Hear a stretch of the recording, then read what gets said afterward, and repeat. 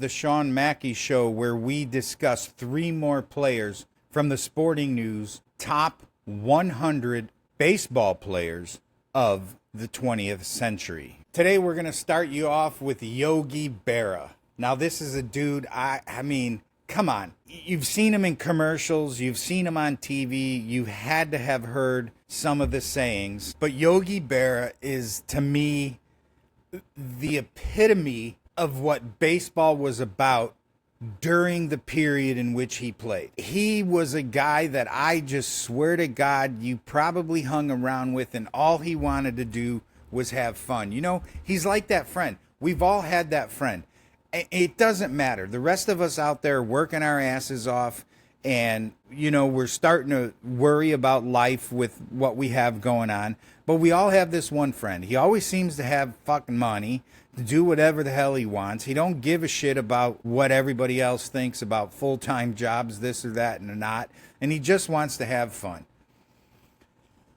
And I want to keep hold of this idea I have that Yogi Berra is that friend, you know? So you look at this guy and he goes by Lawrence, you know, he's growing up as a kid. He's Lawrence Peter Berra. They call him Yogi, right? But he's born Lorenzo Pietro, right? And if this guy isn't Italian, no one is Italian, right? He plays like 18 years in the major leagues, 14 of them for the Yankees. He played longer than that. Oh, geez. Okay, 19 seasons. 19 seasons he plays in Major League Baseball, and he's an 18-time All-Star. Are you freaking kidding me, right? He wins 10 World Series championship while he's playing. He goes on, he becomes a manager, he becomes a coach, and he's a catcher for most of his life, and he has a career batting average of .285. What the hell are you telling me here, folks? As long as I've been alive, the catching position, from what I've witnessed, every single season has one or two guys who are outstanding hitters, and the rest are great defensive catchers. So you have a position in Major League Baseball where guys stick around a lot longer than they should simply because they can catch a ball. And Bob Uecker immediately comes to mind. Bob Uecker might have to get his own show here, his own episode here at the Sean Mackey Show. Yogi Berra, here's a guy. Now, he's born in St. Louis. And here I am, born and raised in Chicago, St. Louis, not very far from where I currently live. So to me, that's kind of cool. Yogi Berra ends up, he signs with the Yankees in 1943. And then guess what? He's got to go serve in the military. He hits the United States Navy. He's a gunner's mate.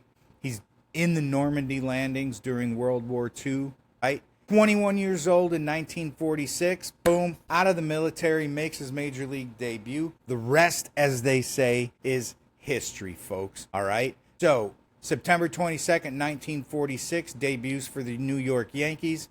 May 9th, 1965, that's the last time he plays, and he plays for the New York Mets.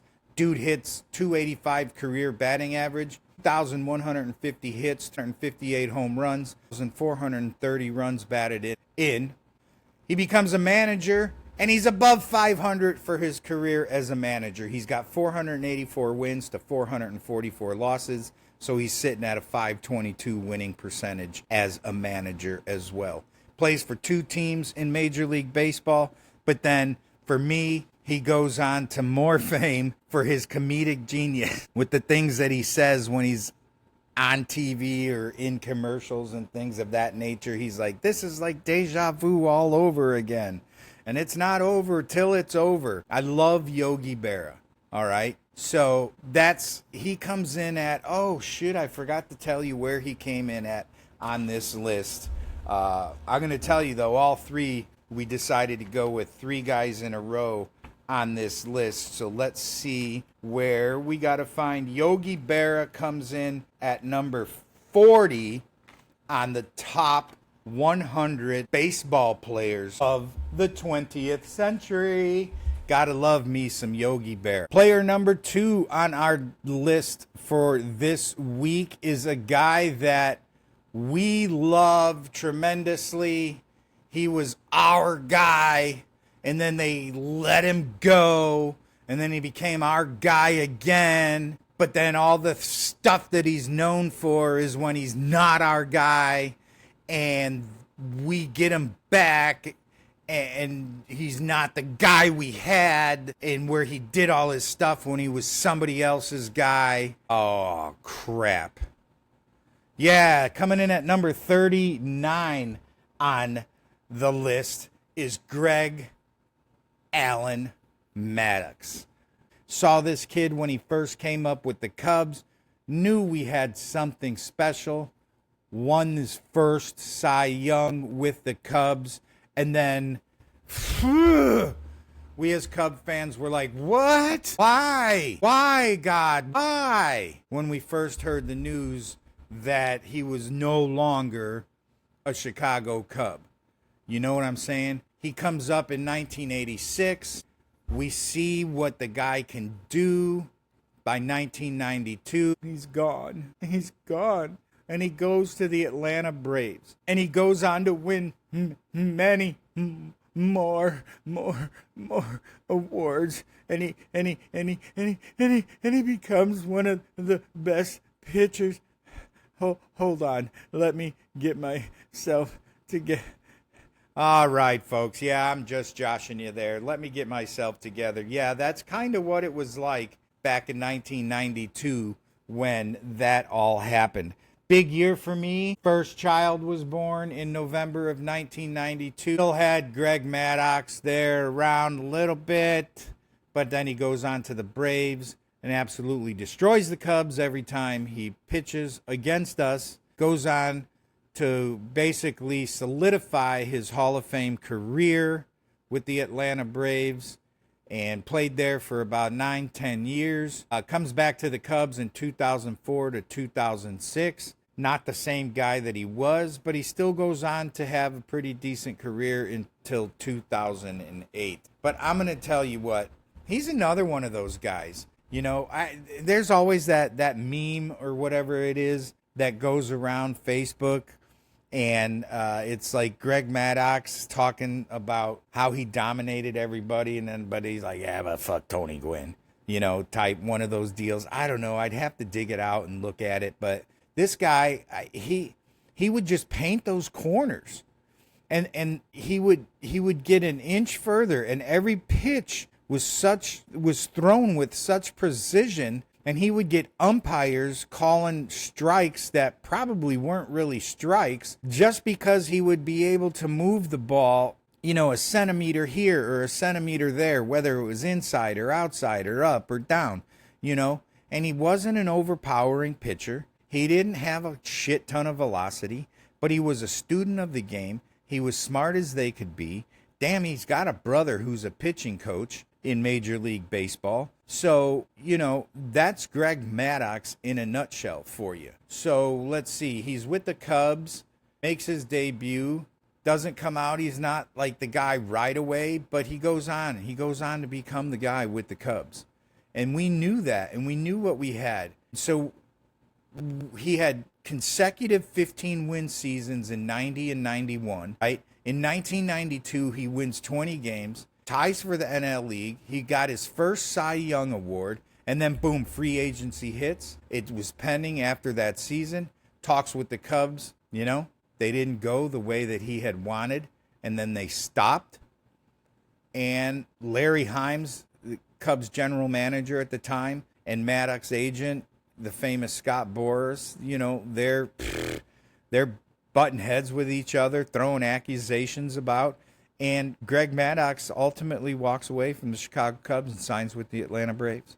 And it broke all of our hearts as Cub fans. And that, for me, that was early. That was early in life. That was 1992. So I was like 24 years old at the time. So yeah, my heart had been broken. 84 especially comes to mind. But man, that was a tough one for us to lose Greg Maddux. So we don't even have to go over Greg Maddux numbers. We already know dude was, let's just, all right, I know. Okay, stop. You're all like, oh shit, I'm going to turn off the episode if he don't go over Greg Maddux numbers. Because I know you're all just chomping at the bit to know what it actually ended with him, even though you know he's got to go down in history is one of the best Major League Baseball players, pitchers of all time. So Greg Maddux, he ends up with 355 wins and 27 losses, a 3.16 ERA. He pitched in 744 games, starts 740 of those, no saves, wasn't a bullpen guy, pitches over 5,000 innings. He has 3,371 strikeouts, and he ends with a whip of 1.143.